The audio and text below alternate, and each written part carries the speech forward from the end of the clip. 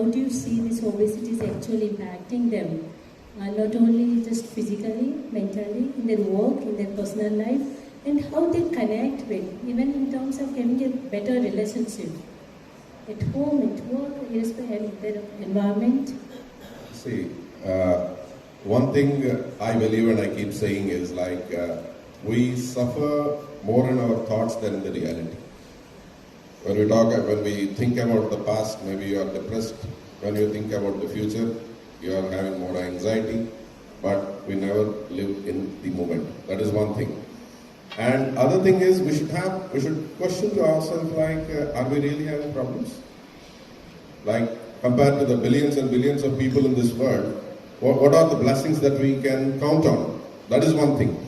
And another major thing, as she was talking about, this fight or flight response. We all know that, right? So that is one of the bases for our evolution. In good olden days, when we were all cavemen, this used to work very well because it works with the logic like if and then. So if you see a tiger, the classic example that is given for it, if you see a tiger, then fight or flight. That's why we survived this many years, because or else we would have been eaten by the tigers, right? But in today's world, ifs are there, but then nothing. Say for example, your boss is shouting on you. You can neither fight or run away from him. What will happen to the stress? It is bottled. The same happens with relationships. The same happens with a lot of things which we face on day-to-day basis. Because stress is an energy. The basic property or the quality of an energy is it needs movement. What we are doing? We are bottling up because of social pressures, etc. What I advise people is definitely, I will not ask you to shout on your boss to vent your anger and feel lighter, because you will lose your job and again you will be in another stressful situation. So you should find a way to channel out this energy. It can be some creative work, or it can be some exercise like sport, or even learning a new skill or a new language.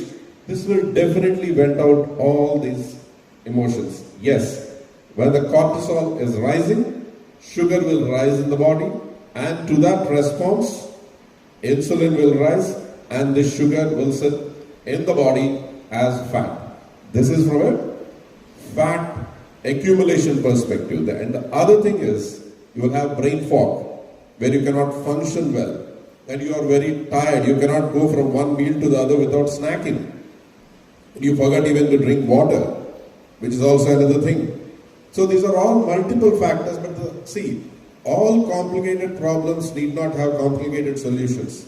We all look forward for solutions. There is nothing in forward direction, only the problems. We have to look backward and correct to our roots so that we are well grounded and we can tackle all these problems like the way how our ancestors, great-grandfathers did those things. I acknowledge that when the times which we are living now are different, but we are still breathing oxygen, right?